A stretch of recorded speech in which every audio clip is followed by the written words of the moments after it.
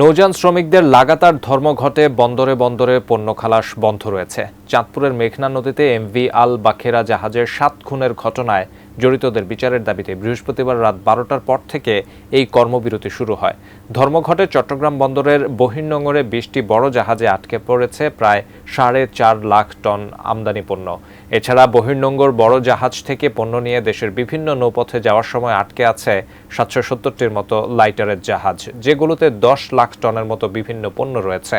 মোংলা বন্দর থেকে যশোরের নোয়াপাড়া পর্যন্ত কোথাও কোনো নৌযান চলছে না। পায়রা ও বরিশাল বন্দরে পণ্য খালাস কার্যক্রম বন্ধ রেখেছেন শ্রমিকরা।